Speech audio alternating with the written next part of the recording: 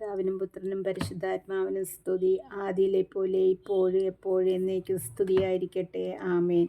കർത്താവായ ദൈവമേ, സ്വർഗീയ പിതാവേ, വാഴ്ത്തുന്നു, സ്തുതിക്കുന്നു, ആരാധിക്കുന്നു. പരിശുദ്ധാത്മാവായ ദൈവമേ, അങ്ങേ വാഴ്ത്തുന്നു, ആരാധിക്കുന്നു, നന്ദി നിറഞ്ഞ ഹൃദയത്തോടെ സ്തുതിക്കുന്നു.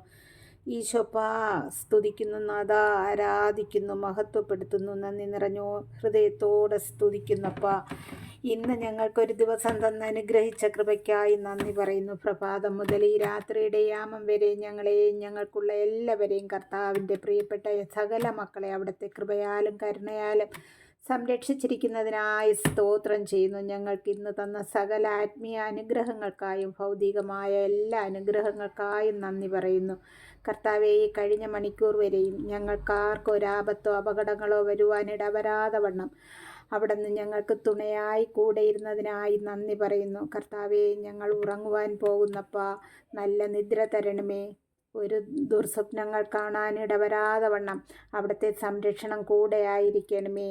ഒരു അന്ധകാര ശക്തികളോ പൈശാചിക തന്ത്രങ്ങളോ ഒരു വിഷജന്തുക്കളോ ഒരു പ്രാണികളോ ഞങ്ങളെ ആരെയും തൊടുവാൻ ഇടവരാതെ വണ്ണം കാത്തിടണമേ. ഒരു കള്ളന്മാരോ ഒരു അക്രമികളോ ഞങ്ങളുടെ ഭവനങ്ങളിലോ കാമ്പൗണ്ടുകളിലോ കടന്നു വരുവാനോ നോട്ടം വയ്ക്കുവാനോ ഇടവരാതെ വണ്ണം അവിടുത്തെ ദൂതഗണങ്ങളാൽ കോട്ട കെട്ടി സംരക്ഷണം തരണമേ നാഥാ. ഞങ്ങൾ ഇന്ന് അറിഞ്ഞോ അറിയാതെയോ എന്തെങ്കിലും പാപങ്ങൾ ചെയ്തു പോയിട്ടുണ്ടെങ്കിൽ ഞങ്ങളിൽ നിന്നും ആ പാപങ്ങളെല്ലാം നീക്കി വിശുദ്ധീകരിക്കണമേ. ഈ രാത്രിയിൽ ആരെങ്കിലും ഈ ഭൂമിയിൽ നിന്നും മാറ്റപ്പെടുകയാണെങ്കിൽ ഞങ്ങളെ വിശുദ്ധിയുള്ള മക്കളാക്കി മാറ്റണമേ. അമ്മ മാതാവേ, ഞങ്ങൾക്ക് വേണ്ടി നിരന്തരം ഈശോയോട് പ്രാർത്ഥിക്കുകയും അപേക്ഷിക്കുകയും ചെയ്യുമാറാകണമേ. നമുക്കൊരു തിരുവചനം വായിക്കാം. കേൾക്കുന്ന വചനം കിടക്കയിലിരുന്ന് 5 മിനിറ്റ് നേരം ധ്യാനിച്ച് നാളെ നല്ലൊരു ദിവസത്തിനായി ഈശോയോട് പ്രാർത്ഥിച്ച് കിടക്കയുടെ 4 ചുറ്റും കുരിശടയാളം വരച്ച് പ്രാർത്ഥിച്ച് കിടക്കാം.